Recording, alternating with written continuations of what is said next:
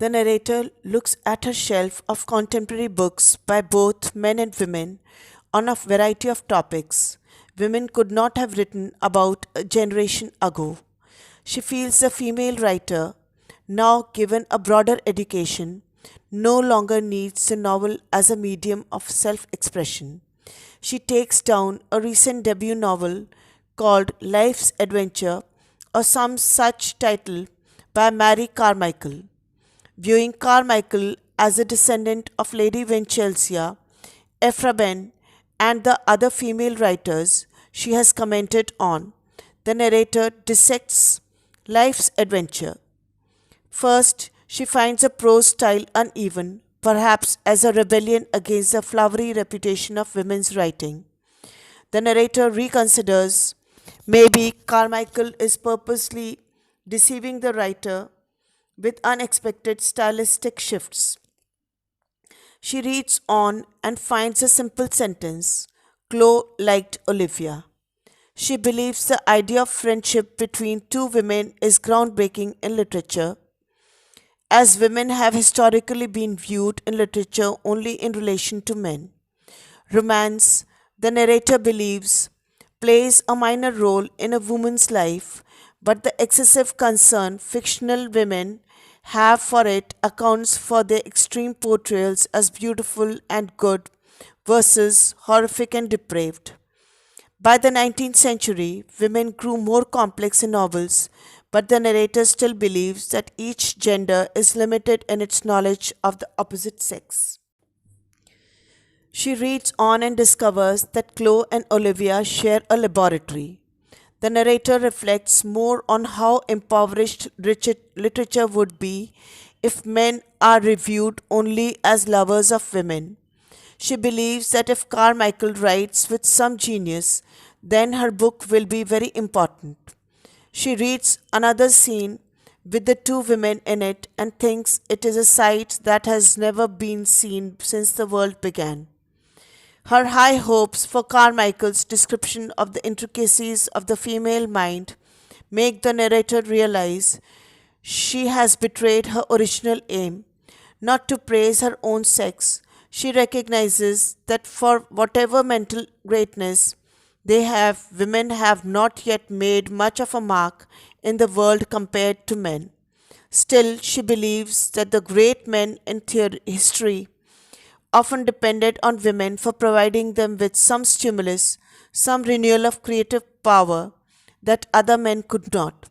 She argues that the creativity of men and women is different and that it would be a thousand pities if women wrote like men, for if two sexes are quite inadequate considering the vastness and variety of the world, how should we manage with one only? The narrator believes Carmichael has much work to do. Merely as an observer, she will have to go without kind or condescension into the lives of the courtesan and harlot whom male writers have stereotyped. However, the narrator fears Carmichael will still write about these controversial subjects with self consciousness. Yet there are countless other women whose lives are unrecorded, and Carmichael will have to do them justice as she discovers her own mind. But she will have to do so without anger against men. Moreover, since everyone has a blind spot about themselves, only a woman such as herself can fill out the portrait of men in literature. However, upon reading more of Carmichael's novel, the narrator feels the author is no more than a clever girl, even though she bears no traces of anger or fear. In 100 years, the narrator believes, and with money and a room of her own, Carmichael will be a better writer. Now, the analysis. Woolf views Carmichael as the descendant of the tradition she outlined in Chapter 4, and she represents an enormous change in the state of writing. An average female writer is finally able to write without anger or hatred, without a stifling awareness of her gender, with a standard feminine sentence as a model. The narrator applauds Carmichael's treatment of the relationship between Chloe and Olivia. Indeed, a female friendship seems the only possible subject she might endorse. If Carmichael wrote about men, the narrator might criticize her for writing with anger, and if Carmichael wrote about women and men, she would probably denounce her for continuing the portrayal of women merely as lovers. A female friendship, however, is material with which only women have first hand experience. Carmichael's novel compensates for the blind spot men have in describing humanity, especially since she writes without anger or fear or excessive praise of her own gender, as the narrator realizes she herself has done.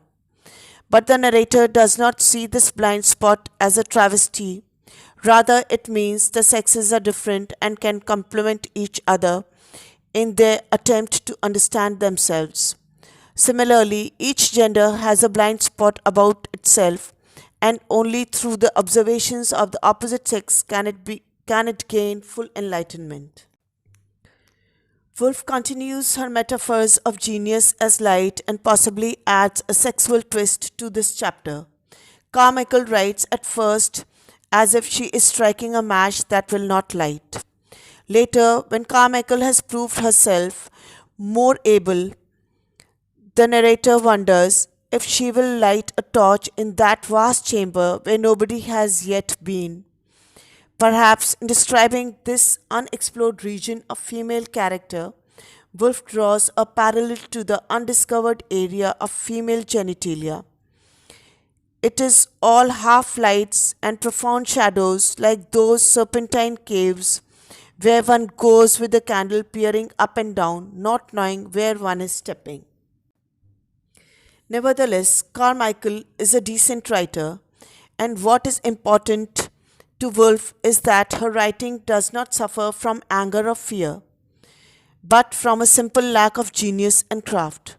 Though she is obviously an inferior writer to Charlotte Bronte, Carmichael does not bear the same grudges which hamper her writing. In some time, given more socio-economic opportunities, Carmichael and all contemporary female writers, Woolf seems to imply, will blossom.